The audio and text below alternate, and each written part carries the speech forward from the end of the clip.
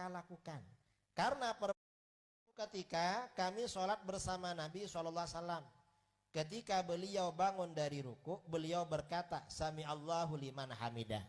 Lalu seorang laki-laki di belakangnya berkata, Rabbana walakal hamdu hamdan katsiran thayyiban mubarakan fi. Maksudnya apa? Bacaan laki-laki ini berbeda dengan yang diajarkan Rasulullah. Yang diajarkan Rasulullah, Rabbana lakal hamdu mil'us samawati wa mil'ul ardi wa mil'u ma syi'ta min syai'im ba'du. Ini bikin sendiri, ngarang sendiri. Setelah selesai sholat, Nabi SAW bertanya, siapa yang membaca kalimat tadi? Kok kalimatnya baru? Laki-laki itu menjawab, saya. Nabi SAW bersabda, aku telah melihat lebih 30 malaikat berebutan menulis pahalanya. Nah, kedua sahabat di atas mengerjakan perkara baru yang belum pernah diterimanya dari Nabi SAW, yaitu menambah bacaan zikir dalam iftitah dan zikir dalam i'tidal. Yang iftitah hadis sebelumnya. Ternyata Nabi SAW membenarkan perbuatan mereka, bahkan memberi kabar gembira tentang pahala yang mereka lakukan. Karena perbuatan mereka sesuai dengan syarat, di mana dalam i'tidal dan iftitah itu tempat memuji kepada Allah. Artinya pujian tidak harus seperti yang diajarkan oleh Rasulullah. Bisa pakai redaksi sendiri dalam sholat.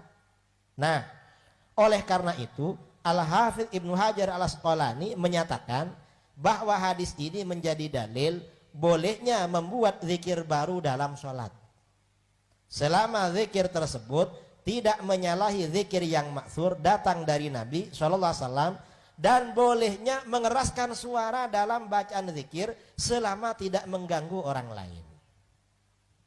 Jadi hadis ini menjadi dalil membaca zikir bikinan sendiri dalam sholat itu boleh, asalkan konteksnya sesuai, walaupun nggak diajarkan oleh Rasulullah.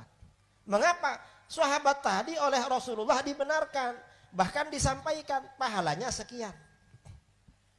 Ini dalil ini kalau disampaikan dengan Wahabi, jawaban mereka seperti tadi.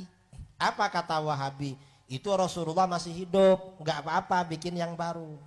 Kalau sudah nggak ada, nggak boleh lagi, kata mereka. Jawaban kita, yang bilang begitu siapa? Orang Wahabi apa Rasulullah?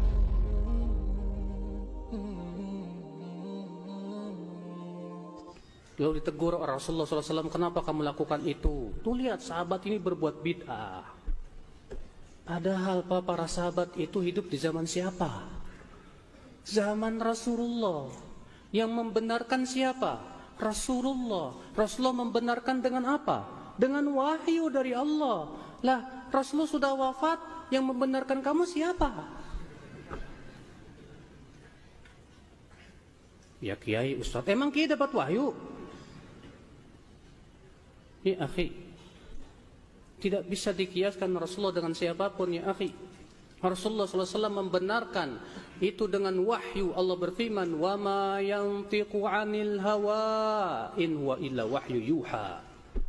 Tidaklah Muhammad berbicara dengan hawa nafsunya, akan tetapi ia adalah wahyu yang Allah wahyukan kepadanya. Makanya para ulama mengatakan, kalau perbuatan melakukan suatu perbuatan di zaman Rasulullah, namun Al-Quran diam, para sahabat pun, Rasulullah pun juga diam, tidak melarangnya, berarti itu artinya boleh. Ya, ikhwatal Islam, saudara-saudaraku sekalian. Jadi kalau kita ingin istiqomah di atas sunnah, di atas jalan yang benar, pahami parameter kebenaran itu siapa. Parameter kebenaran adalah generasi yang Allah langsung puji dalam Al-Quran, langsung dipuji oleh Rasulullah SAW. Siapa mereka? Para sahabat, para tabi'in, para tabi'un tabi'in. Baca oleh kamu, insyaallah ayatnya sering didengar. Was-sabiqunal awwaluna minal muhajirin wal ansar walladzina tabauhum bi ihsan radhiyallahu anhum wa radu an. Dan orang-orang yang pertama kali masuk Islam dari kalangan muhajirin dan ansar, dan orang-orang yang mengikuti mereka Mengikuti mereka itu maksudnya mengikuti siapa? Para sahabat tersebut. Apa yang terjadi? Radhiyallahu anhum, Allah ridho kepada mereka tuh, Allah ridho kepada mereka. Dan mereka pun ridho kepada Allah Subhanahu wa taala. Dan ayat-ayat dan hadis-hadis tentang masalah ini banyak, Pak, seringkali dibahas mungkin sama ustaz di sini. Jadikan parameter, Pak. Para ulama saja mereka semua rujuk kepada para sahabat. Imam Syafi'i rahimahullah sampai berkata apa? Wa ara'uhum lana Ahmad. Pendapat para sahabat lebih terpuji untuk kita. Wa aula min ara'ina li anfusina, dan lebih layak untuk kita ikuti daripada pendapat kita sendiri. Lihat akhi, saudara-saudaraku sekalian, Imam Syafi'i mengatakan para sahabat lebih berhak untuk kita ikuti. Imam Ahmad juga berkata begitu, Imam Malik, Imam Abu Hanifah, semua ulama sepakat untuk rujuk kepada pemahaman para sahabat Rasulullah sallallahu alaihi wasallam. Jadikan itu parameter. Terus gimana dong Ustaz? Bagaimana mengetahui pemahaman para sahabat? Jawabnya tadi kembali kepada yang pertama, menuntut ilmu. Di dalam Sahihul Bukhari ada 3 orang sahabat ingin mengetahui amalan Nabi. Lalu pergi ke rumah Nabi, Nabi tidak di rumah. Lalu bertanya kepada istri Nabi SAW bagaimana amalan Rasul. Lalu istri Nabi dari balik hijab menyampaikan, Rasul itu begini, begini, ditanya tahajudnya, ditanya puasanya, ditanya yang lainnya. Disebutkan di dalam hadis itu, ka'annahum taqalluha. 3 orang ini merasa, kok amalan Rasulullah tidak banyak ya? Tidak banyak kata mereka. Sehingga mereka mengatakan mungkin karena Rasul dosanya telah diampuni oleh Allah yang dahulu dan yang akan datang. Mungkin Rasul tidak terlalu banyak amalannya karena udah ada jaminan ampunan dosa. Akhirnya mereka masing-masing punya tekad hebat masing-masing. Yaitu yang pertama mengatakan, kalau demikian aku akan sholat sepanjang malam. Malam itu semuanya diisi dengan sholat sampai subuh. Nggak pakai tidur. Yang kedua mengatakan kalau begitu aku akan puasa setiap hari. Senin puasa, Selasa puasa, Rabu puasa, terus tiada hari tanpa puasa. Yang satunya mengatakan kalau demikian aku akan beribadah dan maksimal ibadah dan aku tidak akan mau berumah tangga. Aku tidak akan menikah. Untuk memaksimalkan ketaatan kepada Allah.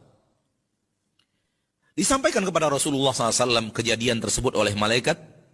Dan setelah sholat Rasulullah berdiri di atas mimbar dan mengatakan, Ma balu aqwamin yaquluna kadha wa kadha. Kenapa ada sebahagian orang mengatakan begini, begini, begini.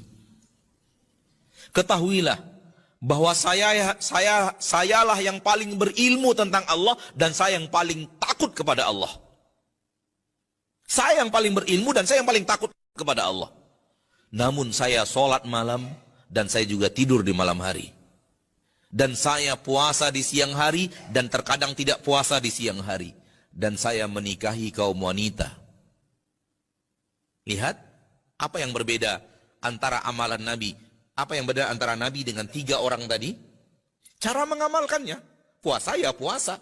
Sholat ya sholat. Cara mengamalkannya berbeda. Cara menjalankan puasa sama dengan cara menjalankannya Nabi.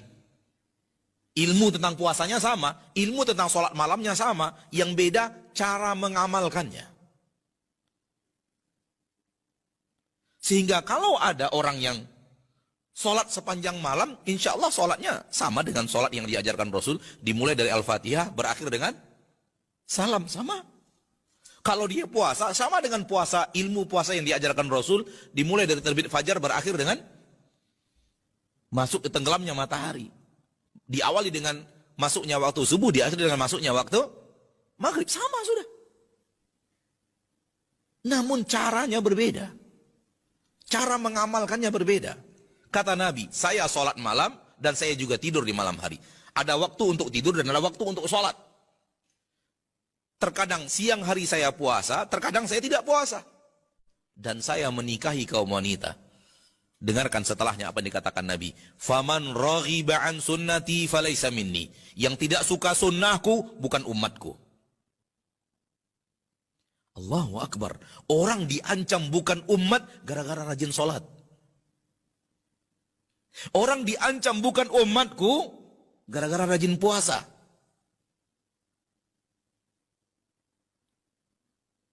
Orang diancam bukan umatku oleh Nabi Sallallahu Alaihi Wasallam gara-gara apa? Gara-gara sengaja tidak menikah untuk beribadah. Ma'asyarul muslimin, ma'asyarul muslimat. Sehingga para sahabat itu benar-benar terdidik, mencontoh, mengikuti Nabi SAW. Dari yang terkecil sampai yang terbesar. Apapun yang dikerjakan Nabi, apapun yang dilakukan Nabi, mereka amalkan seperti yang dikerjakan Nabi, seperti yang dilakukan Nabi Sallallahu Alaihi Wasallam. Itulah para sahabat.